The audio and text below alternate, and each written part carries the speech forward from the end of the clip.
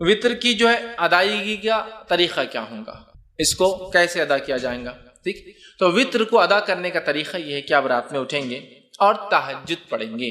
چونکہ یہ نماز وطر کی بات ہو رہی ہے، رات کی نماز کی بات ہو رہی ہے. ٹھیک، اور وطر کی نماز جو ہے قیام اللیل کی بعد آپ سے فرض تہجد کی بات پر. تو آپ رات میں اٹھیں، اٹھنے کے بعد 2، 4، 6 یا 8 رکعتیں آپ نماز پڑھیں گے، 2 کر کے 2 یا 4 یا 6 یا 8 رکعت نماز پڑھیں گے. ان نمازوں کے بعد 1 یا 3 یا 5 یا 7 یا 9 رکعت وطر پڑھیں گے. ہوگی بات ختم. یہ طریقہ ہے. پہلے آپ تہجد کے لیے اٹھیں گے، تہجد کی نماز پڑھیں گے جو کہ 2 یا 4 یا 6 یا 8 رکعت زیادہ سے زیادہ. یہ پڑھنے کے بعد آپ 1 رکعت یا 3 رکعت یا 5 رکعت یا 7 یا 9 رکعت وطر پڑھیں گے.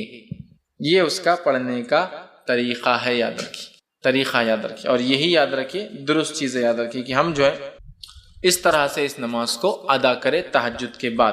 اب جو سب سے مشہور طریقہ ہے وطر کا وہ 3 رکعتیں ہیں جو ہمارے پاس بھی چلتا ہے، تو اس کو تھوڑا سا اور ڈیٹیل میں جاتے ہیں. سب سے مشہور طریقہ جو وطر کا ہے وہ 3 والا ہے. وہ کیوں؟ حضرت عائشہ کی وہ روایت یاد کیجئے موطا امام مالک کی کہ نبی اکرم صلی اللہ علیہ وسلم رمضان یا غیر رمضان 11 رکعتوں سے زیادہ نہیں پڑھتے تھے. تو 11 رکعت میں 8 رکعت تہجد کی اور 3 رکعت وطر کیا. تو 3 پڑھنا سب سے مشہور طریقہ ہے. اب یہ 3 پڑھنے کا طریقہ کیا ہے؟ اس طریقے سے اس 3 رکعت کو پڑھنے کے 2 طریقے ہیں. میں سمجھو آپ زیادہ کنفیوز نہیں ہو رہے ہیں، ہر چیز کلیئر کرتے ہوئے جا رہے ہیں. 3 رکعتوں کو پڑھنے کے 2 طریقے. 2 طریقے کیا ہیں؟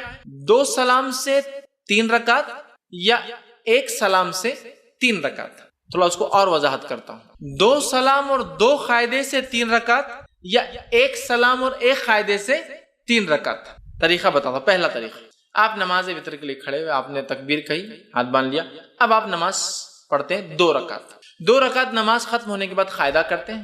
قاعدے کے بعد آپ السلام علیکم ورحمۃ اللہ، السلام علیکم ورحمۃ اللہ کرتے ہیں. کتنی رکعت ہوئی؟ 2. پھر 2 کے بعد آپ کھڑے ہوتے 1 رکعت کی نیت سے. پھر آپ رکعت باندھتے اور 1 رکعت پڑھ کے قاعدہ کرتے السلام علیکم ورحمۃ اللہ، السلام علیکم ورحمۃ اللہ. 3 رکعت وطر، 2 سلام اور 2 قاعدے سے. 2 سلام ہے، 2 کے بعد سلام پھیر دیا، مطلب قاعدہ بھی ایک زیادہ ہوا، یہ بھی ہوا. اس کے بعد 1 رکعت پڑھی، 1 قاعدہ کیا اور سلام پھیرا. 2 سلام 2 قاعدے سے. دوسرا طریقہ 1 سلام اور 1 قاعدے سے. پہلا طریقہ سمجھ میں آ گیا، 2 رکعت پڑھی، سلام پھیر دیا، پھر کھڑے ہوئے 1 رکعت پڑھی، سلام پڑھی. تو قاعدے بھی 2 ہوئے، سلام 2 ہوئے. اب 1 سلام سے اور 1 قاعدے والا طریقہ، آپ نے رکعت باندھی وطر کی، 3 رکعت کی نیت سے آپ کھڑے ہوئے، اللہ اکبر کے ہاتھ باندھا.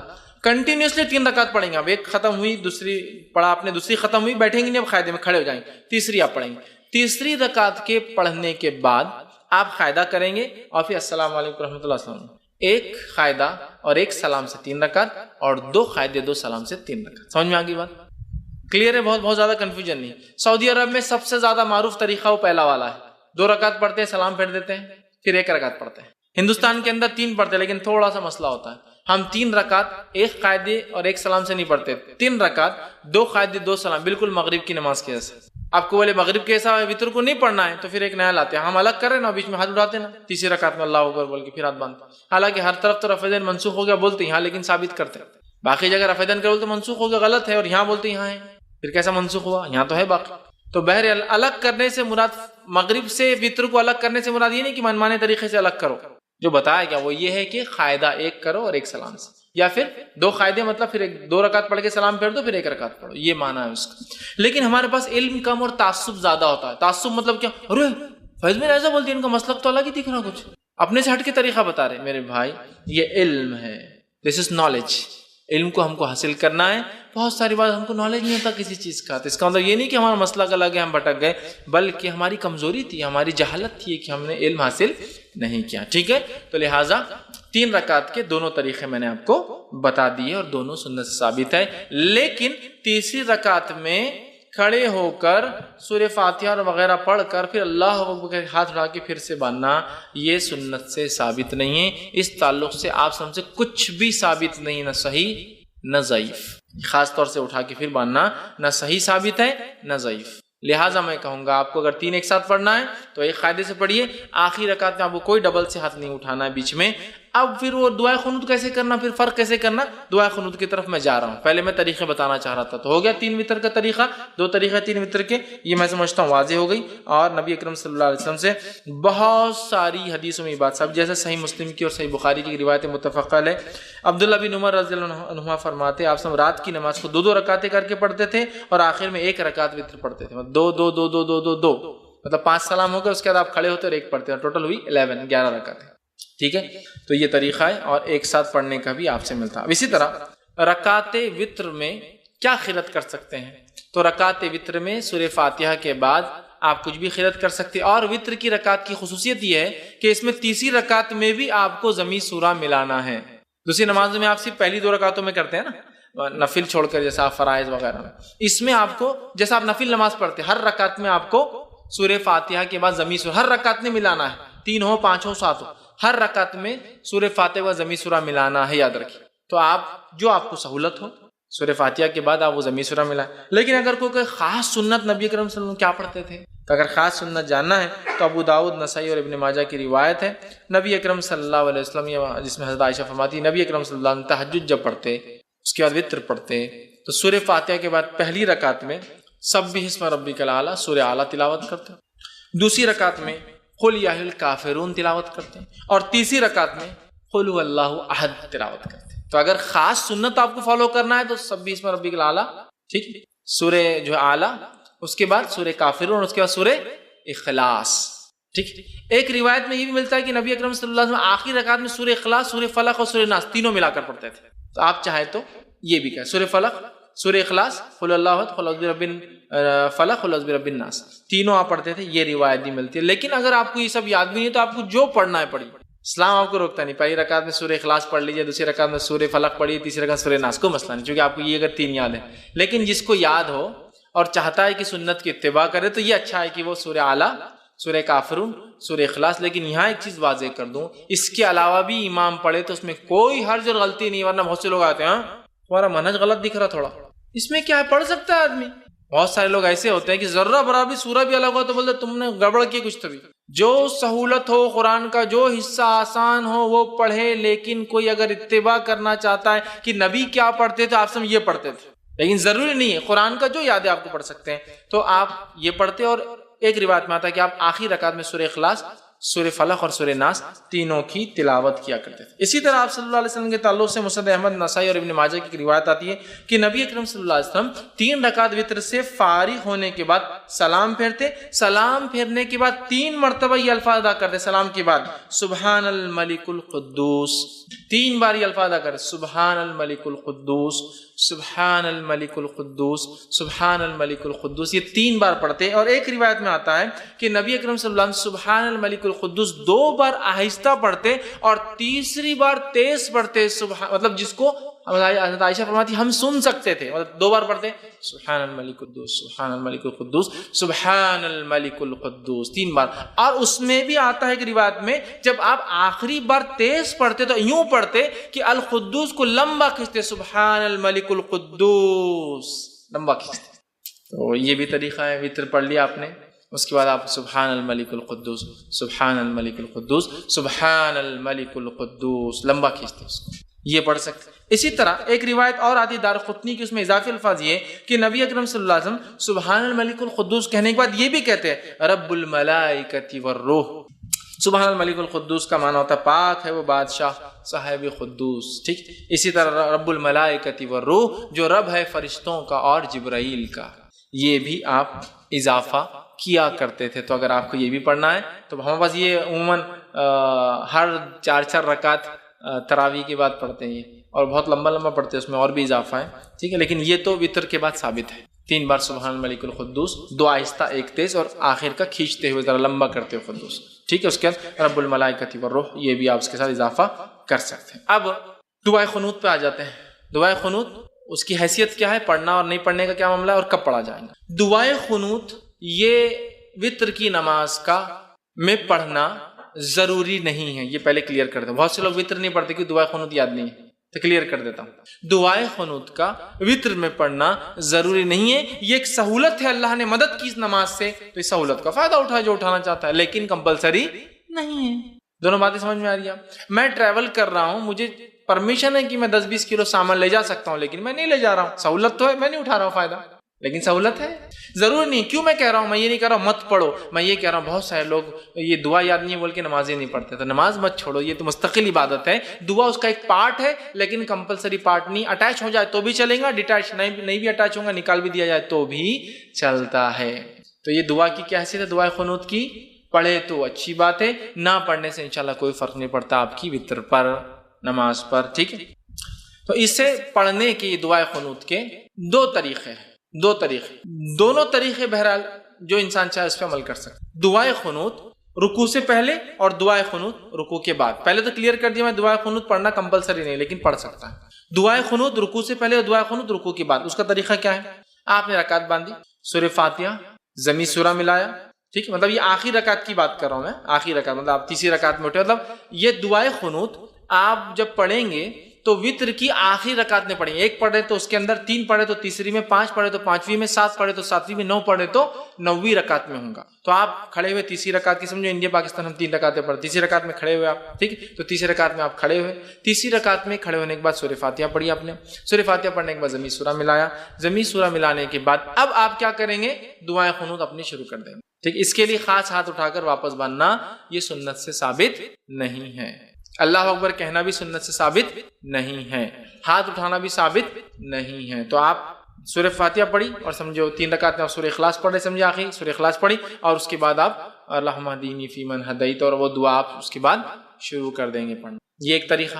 دوسرا طریقہ، آپ تیسری رکعت میں کھڑے ہوئے، سورہ فاتحہ ضمی سورہ ملایا، اللہ اکبر کہہ کے رکوع میں گئے، رکوع سے اٹھا سمیع اللہ لمن حمیدہ، ربنا لک الحمد حمدا کثیرا طیبا مبارکا فی، اللہم اہدنی فیمن ہدیت وعافنی فیمن عافیت، اب آپ یہاں سے وہ دعا شروع کر دیں گے، اور اس کے بعد پھر دعا ہونے کے بعد سیدھا سجدے میں چلے جائیں۔ تو یہ دعا 2 جگہ کی جا سکتی ہے، قیام میں اور رکوع کے بعد۔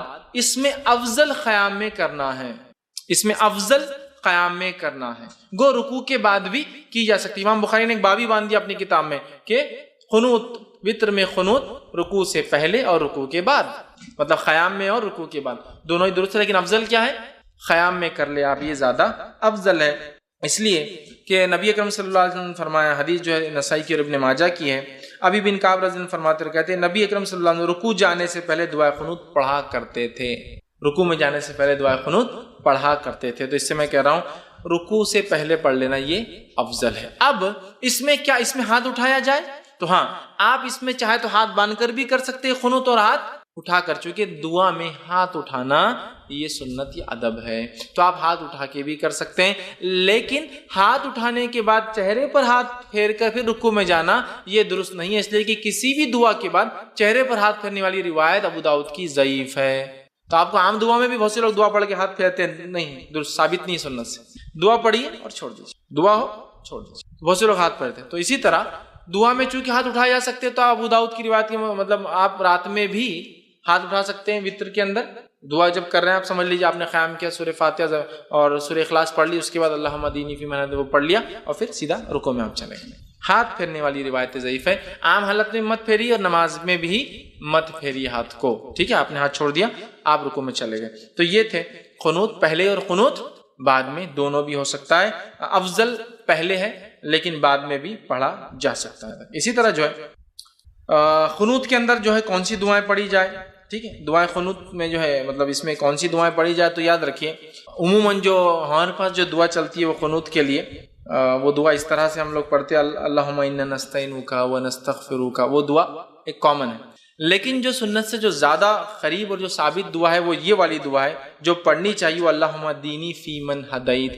وعافنی فیمن عافیت۔ انشاءاللہ جو لوگ نیٹ پر اس کو دیکھیں گے، دعا آپ کے ویڈیو کے اندر جو ہے بیک گراؤنڈ میں آ جائیں گی، آپ اس پہ سے دیکھ کر یاد کر سکتے ہیں، ٹھیک۔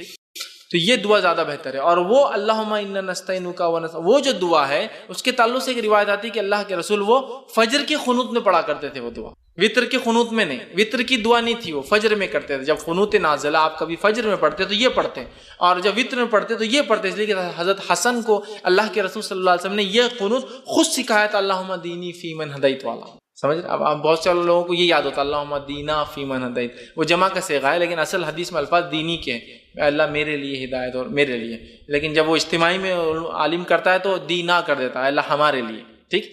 لیکن اصل کے حدیث کے الفاظ تو دینی والا ہی ہے، پورا سنگولر ہی ہے وہ دعا، پلورل میں نہیں ہے وہ دعا جو سکھائی گئی، ٹھیک ہے.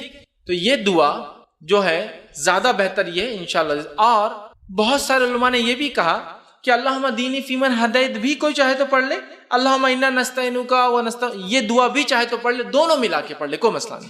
سمجھ رہے بات کو؟ یہ بھی پڑھ لے یہ بھی پڑھ لے، دونوں میں کوئی مسئلہ نہیں. لیکن زیادہ جو بات پتہ چلتی ہے محدثین کے اقوال سے وہ یہ ہے کہ آپ سب وطر میں یہ پڑھتے تھے اور فجر کے قنوت نازلہ میں یہ والی اللہم انا نستعینک و نستغفرک یہ دعا جو ہے فجر کے قنوت میں. لیکن اگر کوئی پڑھنا چاہے تو دونوں بھی ملا کر پڑھ سکتا ہے، ٹھیک ہے. تو میں سمجھتا ہوں دعا کی بھی وضاحت ہو گئی. ایکسٹرا فیدین اس کے اندر نہیں ہے، آپ کو صرف ڈائریکٹ آپ نے کیا دعا کر لینا، ایسا کیجئے یا مطلب ہاتھ کھول کے کیجئے، ہاتھ باندھے ہوئے میں کیجئے، رکوع سے پہلے مطلب قیام میں کر لیجئے، رکوع کے بعد آپ دعا کیجئے، ساری چیزیں بہرحال ثابت ہے. اور دونوں بھی قنوت میں نے آپ کے سامنے رکھ دی. قنوت چونکہ دعا ہے، دعا ہاتھ اٹھائی جا سکتی ہے اور یہ قنوت زیادہ قریب ہے سنت سے. لیکن یہ بات بھی پتہ چلتی ہے کہ آپ نے فجر میں وہ پڑھا، لیکن کچھ علماء لکھتے ہیں دونوں بھی درست ہے پڑھ لینے میں انشاءاللہ، کیوں حرج نہیں، اس لیے کہ یہ قنوت ہے اور قنوت ہے دعا ہے، آپ کبھی بھی پڑھ سکتے ہیں. تو لہٰذا وہ کہتے ہیں دونوں پڑھ لو، کوئی مسئلہ نہیں انشاءاللہ، ٹھیک ہے. تو یہ تھا اس کا طریقہ اور دعا. اب اسی طرح جو ہے دعائے قنوت ہمیشہ مانگنا ضروری نہیں ہے، کوئی اس کا پارٹ نہیں ہے، آپ کر سکتے تو کیجئے، نہ بھی کرنے سے انشاءاللہ عزیز کوئی فرق نہیں ہوتا ہے. اب اسی طرح جو ہے یہ تھا وطر کی رکعتیں، اس کا طریقہ، اس کی اہمیت اور اس کے تعلق سے کچھ باتیں. ہو سکتا ہے کچھ باتیں بچ گئی ہو تو سوال جواب میں انشاءاللہ میں اس کو کور کروں گا. اب آئیے تہجد کے وطر کی جو ہے ادائیگی کا طریقہ کیا ہوگا، اس کو کیسے ادا کیا جائے گا، ٹھیک. تو وطر کو ادا کرنے کا طریقہ یہ ہے کہ آپ رات میں اٹھیں گے اور تہجد پڑھیں گے، چونکہ یہ نماز وطر کی بات ہو رہی ہے، رات کی نماز کی بات ہو رہی ہے، ٹھیک. اور وطر کی نماز جو ہے قیام اللیل کی بعد آپ سے فرض تہجد کی بات پر. تو آپ رات میں اٹھیں، اٹھنے کے بعد 2 4 6 یا 8 رکعتیں آپ نماز پڑھیں گے، 2 کر کے 2 یا 4 یا 6 یا 8 رکعت نماز پڑھیں گے. ان نمازوں کے بعد 1 یا 3 یا 5 یا 7 یا 9 رکعت وطر پڑھیں گے. ہوگی بات ختم. یہ طریقہ ہے. پہلے آپ تہجد کے لیے اٹھیں گے، تہجد کی نماز پڑھیں گے جو کہ 2 یا 4 یا 6 یا 8 رکعت زیادہ سے زیادہ. یہ پڑھنے کے بعد آپ 1 رکعت یا 3 رکعت یا 5 رکعت یا 7 یا 9 رکعت وطر پڑھیں گے. یہ اس کا پڑھنے کا طریقہ ہے، یاد رکھیے، طریقہ یاد رکھیے. اور یہی یاد رکھیے، درست چیزیں یاد رکھیے کہ ہم جو ہے اس طرح سے اس نماز کو ادا کریں تہجد کے بعد.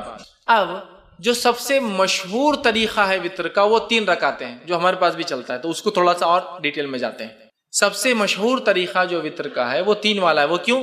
حضرت عائشہ کی وہ روایت یاد کیجئے موطا امام مالک کی کہ نبی اکرم صلی اللہ علیہ وسلم رمضان یا غیر رمضان 11 رکعتوں سے زیادہ نہیں پڑھتے تھے. تو 11 رکعت میں 8 رکعت تہجد کی اور 3 رکعت وطر کیا. تو 3 پڑھنا سب سے مشہور طریقہ ہے. اب یہ 3 پڑھنے کا طریقہ کیا ہے؟ اس طریقے سے اس 3 رکعت کو پڑھنے کے 2 طریقے ہیں. میں سمجھو آپ زیادہ کنفیوز نہیں ہو رہے ہیں، ہر چیز کلیئر کرتے ہوئے جا رہے ہیں. 3 رکعتوں کو پڑھنے کے 2 طریقے. 2 طریقے کیا ہیں؟ 2 سلام سے 3 رکعت یا 1 سلام سے 3 رکعت. تھوڑا اس کو اور وضاحت کرتا ہوں. 2 سلام اور 2 قاعدے سے 3 رکعت یا 1 سلام اور 1 قاعدے سے 3 رکعت. طریقہ بتاتا ہوں. پہلا طریقہ، آپ نماز وطر کے لیے کھڑے ہوئے، آپ نے تکبیر کہی، ہاتھ باندھ لیا. اب آپ نماز پڑھتے ہیں 2 رکعت. 2 رکعت نماز ختم ہونے کے بعد قاعدہ کرتے ہیں. قاعدے کے بعد اب السلام علیکم ورحمۃ اللہ، السلام علیکم ورحمۃ اللہ. کتنی رکعت ہوئی؟ 2. پھر 2 کے بعد آپ کھڑے ہوتے 1 رکعت کی نیت سے، پھر آپ رکعت باندھتے اور 1 رکعت پڑھ کے قاعدہ کرتے السلام علیکم ورحمۃ اللہ، السلام علیکم ورحمۃ اللہ. 3 رکعت وطر، 2 سلام اور 2 قاعدے سے. 2 سلام ہے، 2 کے بعد سلام پھیر دیا، مطلب قاعدہ بھی ایک زیادہ ہوا، یہ بھی ہوا. اس کے بعد 1 رکعت پڑھی، 1 قاعدہ کیا اور سلام پھیرا. 2 سلام 2 قاعدے سے. دوسرا طریقہ 1 سلام اور 1 قاعدے سے. پہلا طریقہ سمجھ میں آ گیا، 2 رکعت پڑھی، سلام پھیر دیا، پھر کھڑے ہوئے 1 رکعت پڑھی، سلام پڑھی. تو قاعدے بھی 2 ہوئے، سلام 2 ہوئے. اب 1 سلام سے اور 1 قاعدے والا طریقہ، آپ نے رکعت باندھی وطر کی، 3 رکعت کی نیت سے آپ کھڑے ہوئے، اللہ اکبر کے ہاتھ باندھا، کنٹینیوسلی 3 رکعت پڑھیں گے. اب 1 ختم ہوئی، دوسری پڑھا آپ نے، دوسری ختم ہوئی، بیٹھیں گے نہیں، اب قاعدے میں کھڑے ہو جائیں گے، تیسری آپ پڑھیں گے. تیسری رکعت کے پڑھنے کے بعد آپ قاعدہ کریں گے اور پھر السلام علیکم ورحمۃ اللہ. 1 قاعدہ اور ایک سلام سے 3 رکعت اور 2 قاعدے 2 سلام سے 3 رکعت. سمجھ میں آ گئی بات؟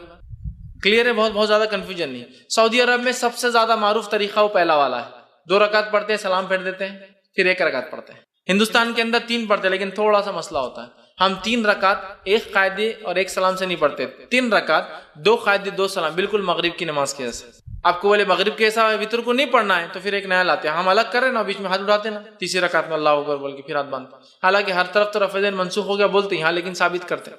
باقی جگہ رفع یدین کا بولتے منسوخ ہو گیا غلط ہے, اور یہاں بولتے یہاں ہے, پھر کیسا منسوخ ہوا؟ یہاں تو ہے باقی.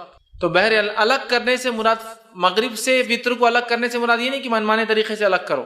جو بتایا گیا وہ یہ ہے کہ قاعدہ 1 کرو اور 1 سلام سے, یا پھر 2 قاعدے مطلب پھر 2 رکعت پڑھ کے سلام پھیر دو, پھر 1 رکعت پڑھو, یہ معنی ہے اس کا. لیکن ہمارے پاس علم کم اور تعصب زیادہ ہوتا ہے. تعصب مطلب کیا؟ ارے فیض میں ایسا بولتی ہے, ان کا مسلک تو الگ ہی دکھ رہا, کچھ اپنے سے ہٹ کے طریقہ بتا رہے. میرے بھائی یہ علم ہے, دس از نالج. علم کو ہم کو حاصل کرنا ہے. بہت ساری بات ہم کو نالج نہیں ہوتا کسی چیز کا, تو اس کا مطلب یہ نہیں کہ ہمارا مسلک الگ ہے, ہم بھٹک گئے, بلکہ ہماری کمزوری تھی, ہماری جہالت تھی کہ ہم نے علم حاصل نہیں کیا. ٹھیک ہے, تو لہٰذا 3 رکعت کے دونوں طریقے میں نے آپ کو بتا دیے اور دونوں سنت سے ثابت ہے. لیکن تیسری رکعت میں کھڑے ہو کر سورہ فاتحہ اور وغیرہ پڑھ کر پھر اللہ اکبر ہاتھ اٹھا کے پھر سے باندھنا, یہ سنت سے ثابت نہیں ہے. اس تعلق سے آپ سب سے کچھ بھی ثابت نہیں, نہ صحیح نہ ضعیف. خاص طور سے اٹھا کے پھر باندھنا نہ صحیح ثابت ہے نہ ضعیف. لہٰذا میں کہوں گا آپ کو اگر 3 ایک ساتھ پڑھنا ہے تو 1 قاعدے سے پڑھیے. آخری رکعت میں آپ کو کوئی ڈبل سے ہاتھ نہیں اٹھانا ہے بیچ میں. اب پھر وہ دعائے قنوت کیسے کرنا, پھر فرق کیسے کرنا, دعائے قنوت کی طرف میں جا رہا ہوں. پہلے میں طریقے بتانا چاہ رہا تھا, تو ہو گیا 3 وتر کا طریقہ, 2 طریقہ 3 وتر کے, یہ میں سمجھتا ہوں واضح ہو گئی. اور نبی اکرم صلی اللہ علیہ وسلم سے بہت ساری حدیثوں میں یہ بات سب, جیسے صحیح مسلم کی اور صحیح بخاری کی روایت متفق علیہ. عبداللہ بن عمر رضی اللہ عنہما فرماتے آپ سب رات کی نماز کو 2 رکعتیں کر کے پڑھتے تھے, اور آخر میں 1 رکعت وتر پڑھتے تھے. 2 2 2 2 2 2 2 مطلب 5 سلام ہو گئے, اس کے بعد آپ کھڑے ہوتے اور 1 پڑھتے ہیں, ٹوٹل ہوئی 11 رکعتیں. ٹھیک ہے, تو یہ طریقہ ہے, اور ایک ساتھ پڑھنے کا بھی آپ سے ملتا. اب اسی طرح رکعت وتر میں کیا قرات کر سکتے ہیں, تو رکعت وتر میں سورہ فاتحہ کے بعد آپ کچھ بھی قرات کر سکتے ہیں. اور وتر کی رکعت کی خصوصیت یہ ہے کہ اس میں تیسری رکعت میں بھی آپ کو ضمی سورہ ملانا ہے. دوسری نماز میں آپ صرف پہلی 2 رکعتوں میں کرتے ہیں نا, نفل چھوڑ کر, جیسا آپ فرائض وغیرہ میں. اس میں آپ کو جیسا آپ نفل نماز پڑھتے ہیں, ہر رکعت میں آپ کو سورہ فاتحہ کے بعد ضمی سورہ ہر رکعت میں ملانا ہے. 3 ہو 5 ہو 7 ہو, ہر رکعت میں سورہ فاتحہ و ضمی سورہ ملانا ہے, یاد رکھیے. تو آپ جو آپ کو سہولت ہو سورہ فاتحہ کے بعد آپ وہ ضمی سورہ ملائیں. لیکن اگر کوئی خاص سنت نبی اکرم صلی اللہ علیہ وسلم کیا پڑھتے تھے, تو اگر خاص سنت جاننا ہے تو ابو داؤد, نسائی اور ابن ماجہ کی روایت ہے. نبی اکرم صلی اللہ علیہ وسلم, جس میں حضرت عائشہ فرماتی نبی اکرم صلی اللہ علیہ وسلم تہجد جب پڑھتے, اس کے بعد وتر پڑھتے, تو سورہ فاتحہ کے بعد پہلی رکعت میں سبح اسم ربک الاعلی سورہ اعلیٰ تلاوت کرتے, دوسری رکعت میں قل یا الکافرون تلاوت کرتے ہیں, اور تیسری رکعت میں قل هو اللہ احد تلاوت کرتے ہیں. تو اگر خاص سنت آپ کو فالو کرنا ہے تو سبح اسم ربک الاعلی, ٹھیک, سورہ جو اعلیٰ, اس کے بعد سورہ کافرون, اس کے بعد سورہ اخلاص. ٹھیک, ایک روایت میں یہ بھی ملتا ہے کہ نبی اکرم صلی اللہ علیہ وسلم آخری رکعت میں سورہ اخلاص, سورہ فلق اور سورہ ناس تینوں ملا کر پڑھتے تھے. تو آپ چاہے تو یہ بھی کہیں سورہ فلق, سورہ اخلاص, قل اللہ احد, قل اعوذ برب فلق, قل اعوذ برب الناس, تینوں آپ پڑھتے تھے. یہ روایت بھی ملتی ہے. لیکن اگر آپ کو یہ سب یاد بھی نہیں ہے تو آپ کو جو پڑھنا ہے پڑھیے, اسلام آپ کو روکتا نہیں. پہلی رکعت میں سورہ اخلاص پڑھ لیجیے, دوسری رکعت میں سورہ فلق پڑھیے, تیسری رکعت سورہ ناس, کو مسئلہ نہیں, کیونکہ آپ کو یہ اگر 3 یاد ہے. لیکن جس کو یاد ہو اور چاہتا ہے کہ سنت کی اتباع کرے تو یہ اچھا ہے کہ وہ سورہ اعلیٰ, سورہ کافرون, سورہ اخلاص. لیکن یہاں ایک چیز واضح کر دوں, اس کے علاوہ بھی امام پڑھے تو اس میں کوئی حرج اور غلطی نہیں. ورنہ بہت سے لوگ آتے ہیں, ہاں تمہارا منہج غلط دکھ رہا تھوڑا, اس میں کیا ہے, پڑھ سکتا ہے آدمی. بہت سارے لوگ ایسے ہوتے ہیں کہ ذرہ برابر سورہ بھی الگ ہو تو بولتے تم نے گڑبڑ کی کچھ. تو بھی جو سہولت ہو قرآن کا, جو حصہ آسان ہو وہ پڑھے. لیکن کوئی اگر اتباع کرنا چاہتا ہے کہ نبی کیا پڑھتے تھے, آپ سب یہ پڑھتے تھے, لیکن ضروری نہیں ہے, قرآن کا جو یاد ہے آپ کو پڑھ سکتے ہیں تو آپ یہ پڑھتے. اور ایک روایت میں آتا ہے کہ آپ آخری رکعت میں سورہ اخلاص, سورہ فلق اور سورہ ناس تینوں کی تلاوت کیا کرتے تھے. اسی طرح آپ صلی اللہ علیہ وسلم کے تعلق سے مسند احمد, نسائی اور ابن ماجہ کی روایت آتی ہے کہ نبی اکرم صلی اللہ علیہ وسلم 3 رکعت وتر سے فارغ ہونے کے بعد سلام پھیرتے. سلام پھیرنے کے بعد 3 مرتبہ یہ الفاظ ادا کرتے سلام کے بعد, سبحان الملک القدوس, 3 بار یہ الفاظ ادا کرتے, سبحان الملک القدوس سبحان الملک القدوس، سبحان الملک القدوس، یہ 3 بار پڑھتے ہیں۔ اور ایک روایت میں آتا ہے کہ نبی اکرم صلی اللہ علیہ وسلم سبحان الملک القدوس 2 بار آہستہ پڑھتے اور تیسری بار تیز پڑھتے، مطلب جس کو حضرت عائشہ فرماتی ہم سن سکتے تھے، مطلب 2 بار پڑھتے سبحان الملک القدوس، سبحان الملک القدوس، سبحان الملک القدوس 3 بار۔ اور اس میں بھی آتا ہے کہ روایت میں جب آپ آخری بار تیز پڑھتے تو یوں پڑھتے کہ القدوس کو لمبا کھینچتے، سبحان الملک القدوس لمبا کھینچتے۔ تو یہ بھی طریقہ ہے، وتر پڑھ لیا آپ نے، اس کے بعد آپ سبحان الملک القدوس، سبحان الملک القدوس، سبحان الملک القدوس لمبا کھینچتے اس کو، یہ پڑھ سکتے۔ اسی طرح ایک روایت اور آتی دارقطنی کی، اس میں اضافی الفاظ یہ کہ نبی اکرم صلی اللہ علیہ وسلم سبحان الملک القدوس کہنے کے بعد یہ بھی کہتے ہیں رب الملائکۃ والروح۔ سبحان الملک القدوس کا معنی ہوتا ہے پاک ہے وہ بادشاہ صاحب قدوس، ٹھیک۔ اسی طرح رب الملائکۃ والروح جو رب ہے فرشتوں کا اور جبرائیل کا، یہ بھی آپ اضافہ کیا کرتے تھے۔ تو اگر آپ کو یہ بھی پڑھنا ہے تو ہمارے پاس یہ عموماً ہر 4 رکعت تراویح کے بعد پڑھتے ہیں اور بہت لمبا لمبا پڑھتے ہیں، اس میں اور بھی اضافہ ہے، ٹھیک ہے۔ لیکن یہ تو وتر کے بعد ثابت ہے، 3 بار سبحان الملک القدوس، 2 آہستہ 1 تیز، اور آخر کا کھینچتے ہوئے ذرا لمبا کرتے ہوئے قدوس، ٹھیک ہے۔ اس کے بعد رب الملائکۃ والروح، یہ بھی آپ اس کے ساتھ اضافہ کر سکتے ہیں۔ اب دعائے قنوت پہ آ جاتے ہیں۔ دعائے قنوت اس کی حیثیت کیا ہے، پڑھنا اور نہیں پڑھنے کا کیا معاملہ ہے، اور کب پڑھا جائے گا۔ دعائے قنوت یہ وتر کی نماز کا میں پڑھنا ضروری نہیں ہے، یہ پہلے کلیئر کر دیں۔ بہت سے لوگ وتر نہیں پڑھتے کہ دعائے قنوت یاد نہیں ہے، تو کلیئر کر دیتا ہوں۔ دعائے قنوت کا وتر میں پڑھنا ضروری نہیں ہے، یہ ایک سہولت ہے، اللہ نے مدد کی اس نماز سے، تو اس سہولت کا فائدہ اٹھائے جو اٹھانا چاہتا ہے، لیکن کمپلسری نہیں ہے۔ دونوں باتیں سمجھ میں آ رہی ہیں؟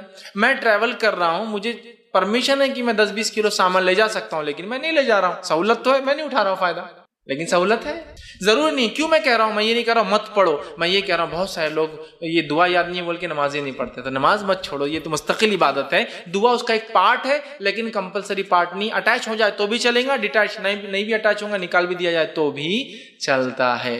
تو یہ دعا کی کیا حیثیت ہے دعائے قنوت کی؟ پڑھے تو اچھی بات ہے، نہ پڑھنے سے انشاءاللہ کوئی فرق نہیں پڑتا آپ کی وتر پر، نماز پر، ٹھیک ہے۔ تو اسے پڑھنے کی دعائے قنوت کے 2 طریقے ہیں، 2 طریقے، دونوں طریقے بہرحال جو انسان چاہے اس پہ عمل کر سکتا۔ دعائے قنوت رکوع سے پہلے اور دعائے قنوت رکوع کے بعد۔ پہلے تو کلیئر کر دیا میں، دعائے قنوت پڑھنا کمپلسری نہیں، لیکن پڑھ سکتا ہے۔ دعائے قنوت رکوع سے پہلے اور دعائے قنوت رکوع کے بعد، اس کا طریقہ کیا ہے؟ آپ نے رکعت باندھی، سورہ فاتحہ ضمی سورہ ملایا، ٹھیک ہے، مطلب یہ آخری رکعت کی بات کر رہا ہوں میں، آخری رکعت مطلب آپ تیسری رکعت میں اٹھے، مطلب یہ دعائے قنوت آپ جب پڑھیں گے تو وتر کی آخری رکعت میں پڑھیں گے۔ 1 پڑھے تو اس کے اندر 3 پڑھے تو تیسری میں، 5 پڑھے تو 5ویں میں، 7 پڑھے تو 7ویں میں، 9 پڑھے تو 9ویں رکعت میں ہوں گا۔ تو آپ کھڑے ہوئے تیسری رکعت کی، سمجھو انڈیا پاکستان ہم 3 رکعتیں پڑھتے، تیسری رکعت میں کھڑے ہوئے آپ، ٹھیک ہے، تو تیسری رکعت میں آپ کھڑے ہوئے، تیسری رکعت میں کھڑے ہونے کے بعد سورہ فاتحہ پڑھی آپ نے، سورہ فاتحہ پڑھنے کے بعد ضمی سورہ ملایا، ضمی سورہ ملانے کے بعد اب آپ کیا کریں گے؟ دعائے قنوت اپنی شروع کر دیں گے، ٹھیک۔ اس کے لیے خاص ہاتھ اٹھا کر واپس باندھنا یہ سنت سے ثابت نہیں ہے، اللہ اکبر کہنا بھی سنت سے ثابت نہیں ہے، ہاتھ اٹھانا بھی ثابت نہیں ہے۔ تو آپ سورہ فاتحہ پڑھی اور سمجھو 3 رکعت میں آپ سورہ اخلاص پڑھے، سمجھے آخری سورہ اخلاص پڑھی، اور اس کے بعد آپ اللہم اہدنی فیمن ہدیت، اور وہ دعا آپ اس کے بعد شروع کر دیں گے پڑھنا۔ یہ ایک طریقہ۔ دوسرا طریقہ، آپ تیسری رکعت میں کھڑے ہوئے، سورہ فاتحہ ضمی سورہ ملایا، اللہ اکبر کہہ کے رکوع میں گئے، رکوع سے اٹھا سمیع اللہ لمن حمیدہ، ربنا لک الحمد حمدا کثیرا طیبا مبارکا فی، اللہم اہدنی فیمن ہدیت وعافنی فیمن عافیت، اب آپ یہاں سے وہ دعا شروع کر دیں گے، اور اس کے بعد پھر دعا ہونے کے بعد سیدھا سجدے میں چلے جائیں۔ تو یہ دعا 2 جگہ کی جا سکتی ہے، قیام میں اور رکوع کے بعد۔ اس میں افضل قیام میں کرنا ہے، اس میں افضل قیام میں کرنا ہے، گو رکوع کے بعد بھی کی جا سکتی۔ امام بخاری نے ایک باب ہی باندھ دیا اپنی کتاب میں کہ قنوت، وتر میں قنوت رکوع سے پہلے اور رکوع کے بعد، مطلب قیام میں اور رکوع کے بعد، دونوں ہی درست ہے، لیکن افضل کیا ہے؟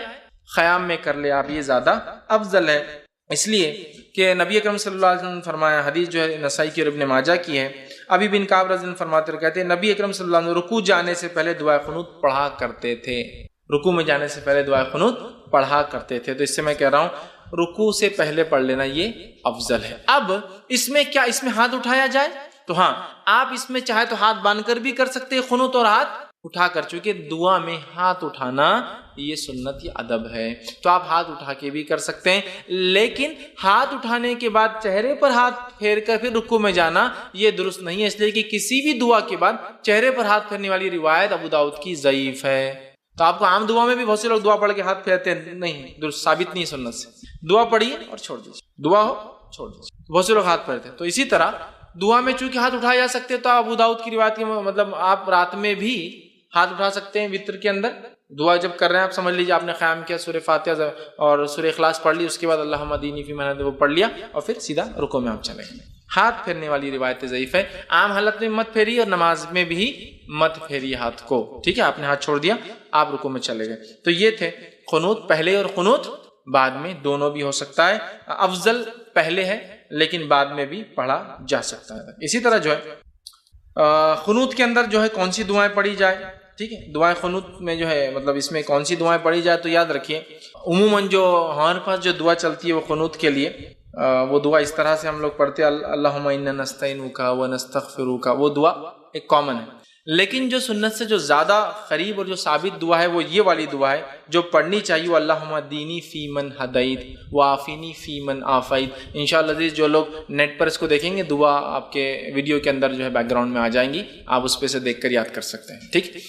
تو یہ دعا زیادہ بہتر ہے۔ اور وہ اللہم انا نستعینک وہ جو دعا ہے اس کے تعلق سے ایک روایت آتی ہے کہ اللہ کے رسول وہ فجر کے قنوت میں پڑھا کرتے تھے، وہ دعا وطر کے قنوت میں نہیں، وطر کی دعا نہیں تھی، وہ فجر میں کرتے تھے۔ جب قنوت نازلہ آپ کبھی فجر میں پڑھتے تو یہ پڑھتے، اور جب وطر میں پڑھتے تو یہ پڑھتے، اس لیے کہ حضرت حسن کو اللہ کے رسول صلی اللہ علیہ وسلم نے یہ قنوت خود سکھایا تھا، اللہم اہدنی فیمن ہدیت والا، سمجھ رہے؟ اب بہت سے لوگوں کو یہ یاد ہوتا ہے اللہم اہدنا فیمن ہدیت، وہ جمع کا صیغہ ہے لیکن اصل حدیث میں الفاظ دینی کے ہیں، اللہ میرے لیے ہدایت اور میرے لیے، لیکن جب وہ اجتماعی میں عالم کرتا ہے تو دینا کر دیتا ہے، اللہ ہمارے لیے، ٹھیک؟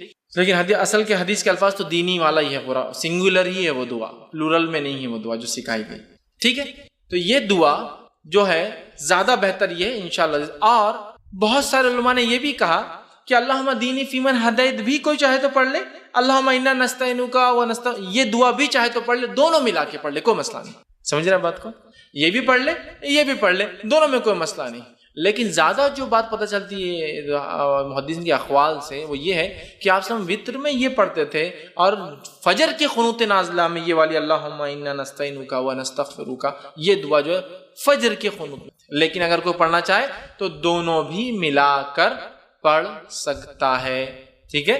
تو میں سمجھتا ہوں دعا کی بھی وضاحت ہو گئی، ایکسٹرا فائدین اس کے اندر نہیں ہے، آپ کو صرف ڈائریکٹ آپ نے کیا دعا کر لینا، ایسا کیجئے، یا مطلب ہاتھ کھول کے کیجئے، ہاتھ باندھے ہوئے میں کیجئے، رکوع سے پہلے مطلب قیام میں کر لیجئے، رکوع کے بعد آپ دعا کیجئے، ساری چیزیں بہرحال ثابت ہے۔ اور دونوں بھی قنوت میں نے آپ کے سامنے رکھ دی، قنوت چونکہ دعا ہے، دعا ہاتھ اٹھائی جا سکتی ہے، اور یہ قنوت زیادہ قریب ہے سنت سے، لیکن یہ بات نہیں پتہ چلتی کہ آپ نے فجر میں وہ پڑھا، لیکن کچھ علماء لکھتے ہیں دونوں بھی درست ہے پڑھ لینے میں انشاءاللہ، کیوں حرج نہیں، اس لیے کہ یہ قنوت ہے اور قنوت ہے، دعا ہے، آپ کبھی بھی پڑھ سکتے ہیں، تو لہٰذا وہ کہتے ہیں دونوں پڑھ لو، کوئی مسئلہ نہیں انشاءاللہ، ٹھیک ہے؟ تو یہ تھا اس کا طریقہ اور دعا۔ اب اسی طرح جو ہے دعائے قنوت ہمیشہ مانگنا ضروری نہیں ہے، کوئی اس کا پارٹ نہیں ہے، آپ کر سکتے تو کیجئے، نہ بھی کرنے سے انشاءاللہ عزیز کوئی فرق نہیں ہوتا ہے۔ اب اسی طرح جو ہے یہ تھا وطر کی رکعتیں، اس کا طریقہ، اس کی اہمیت اور اس کے تعلق سے کچھ باتیں، ہو سکتا ہے کچھ باتیں بچ گئی ہو تو سوال جواب میں انشاءاللہ میں اس کو کور کروں گا۔ اب آئیے تہجد کے